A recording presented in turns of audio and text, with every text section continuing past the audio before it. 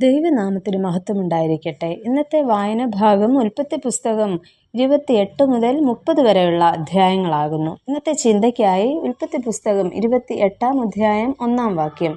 അനന്തരം ഇസ്ഹാക്ക് യാക്കോബിനെ വിളിച്ച് അവനെ അനുഗ്രഹിച്ചു. അവനോട് ആജ്ഞാപിച്ചു പറഞ്ഞത്, നീ കനാന്യ സ്ത്രീകളിൽ നിന്ന് ഭാര്യയെ എടുക്കരുത്. മനുഷ്യരെ മാനസികമായി ശക്തരാക്കുകയും ജീവിതത്തിൽ സന്തോഷവും സമാധാനവും നൽകുകയും എല്ലാ സാഹചര്യങ്ങളിലും പിന്തുണയ്ക്കുകയും ആത്മീയ വളർച്ചയ്ക്ക് സഹായകരമാകുകയും ചെയ്യുന്നതാണ് ബന്ധങ്ങൾ.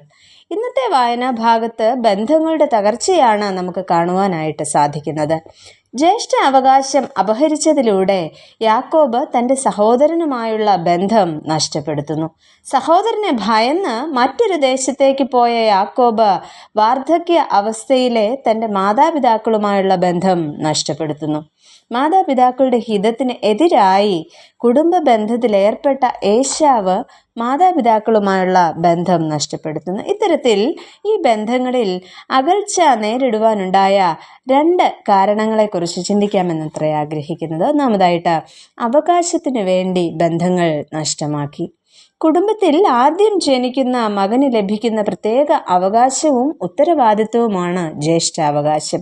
ഇവിടെ തനിക്ക് സ്വതസിദ്ധമായി ലഭിച്ച ജ്യേഷ്ഠ അവകാശം സംരക്ഷിക്കുവാൻ കഴിയാതെ പോയ ഏശാവിനെ നമുക്ക് കാണാം. എന്നാൽ തന്ത്രത്തിലൂടെ യാക്കോബ് ആ അവകാശം കൈവശപ്പെടുത്തുന്നതിനാൽ അവർ തമ്മിൽ ശത്രുക്കളായി മാറുന്നു. തൻ്റെ സ്വന്തം സഹോദരനെ കീഴ്പ്പെടുത്തുന്നതിലൂടെ അവകാശം നേടിയെടുക്കുക എന്നതായിരുന്നു യാക്കോബിൻ്റെ ലക്ഷ്യം.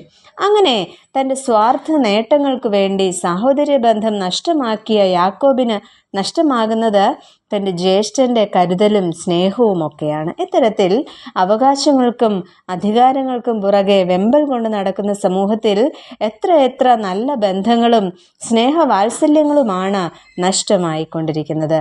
സമൂഹത്തിൽ ഉന്നതരാകുവാനും കാര്യസാധ്യത്തിനുമായി മനുഷ്യരെന്ന് വസ്ത്രം മാറുന്നത് പോലെ ബന്ധങ്ങളെ മാറ്റിക്കൊണ്ടിരിക്കുമ്പോൾ നമ്മുടെയും ജീവിതം ഇന്ന് എപ്രകാരമാണ് എന്ന് നമുക്ക് ഒന്ന് ശോധന ചെയ്യാം. രണ്ടാമതായിട്ട്, അനുഗ്രഹത്തിന് വേണ്ടി ബന്ധങ്ങൾ നഷ്ടമാക്കി. ദൈവികമായ അനുഗ്രഹത്തിൻ്റെ അടിസ്ഥാനം ദൈവിക കൽപ്പനകളുടെ അനുസരണവും വിശ്വാസത്തിൻ്റെ സംരക്ഷണവുമാണ്. വിജാതീയരുമായുള്ള വിവാഹ ബന്ധത്തിലൂടെ ഏശാവ് തൻ്റെ വംശശുദ്ധി നഷ്ടമാക്കുന്നു. ഒരുപക്ഷെ ഇതായിരിക്കാം ഏശാവിന് അനുഗ്രഹങ്ങൾ നഷ്ടമാകുവാനായിട്ട് കാരണമായി തീർന്നത്. തുടർന്ന് ഏശാവ് ഇശ്മായേലിൻ്റെ മകളെ വിവാഹം ചെയ്യുന്നതിലൂടെ മാതാപിതാക്കളുടെ അനുഗ്രഹം നേടുവാനായിട്ട് ആഗ്രഹിക്കുമ്പോൾ ഏശാവ് തൻ്റെ ആദ്യ ഭാര്യമാരെ മാറ്റി നിർത്തുന്നു. ഇവയെല്ലാം അനുഗ്രഹങ്ങൾ നഷ്ടമാകുവാനും ബന്ധങ്ങൾ തകർന്നു പോകുവാനും ഉള്ള കാരണമായി തീർന്നു.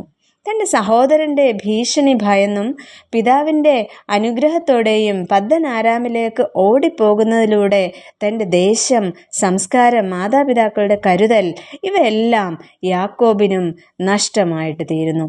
അനുഗ്രഹങ്ങൾക്ക് വേണ്ടിയും ഇവിടെ ബന്ധങ്ങൾ നഷ്ടമാക്കുന്ന സഹോദരങ്ങളെ യാണ് നമുക്ക് കാണുവാനായിട്ട് സാധിക്കുന്നത്. താങ്ങും തണലുമായി മാറേണ്ടവർ അവകാശത്തിനും അനുഗ്രഹങ്ങൾക്കുമായി എല്ലാ നന്മകളും നഷ്ടമാക്കുന്നു. ഇത്തരം അവസ്ഥകൾ നമ്മുടെയും ജീവിതത്തിലുണ്ടോ?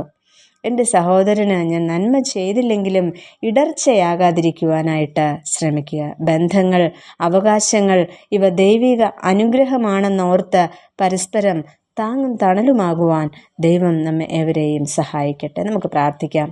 സ്നേഹവാനായ ദൈവമേ, ഞങ്ങളുടെ സ്വാർത്ഥതയ്ക്കായി ഞങ്ങളിലെ ശ്രേഷ്ഠവും മൂല്യവുമായതിനെ നഷ്ടമാക്കുവാൻ ഒരിക്കലും ഇടയാക്കരുതേ. അങ്ങയോട് ചേർന്ന് ബന്ധങ്ങൾ പരിഭാവനതയോടെ നിലനിർത്തുവാൻ ഞങ്ങളെ സഹായിക്കണമേ. ആമേൻ.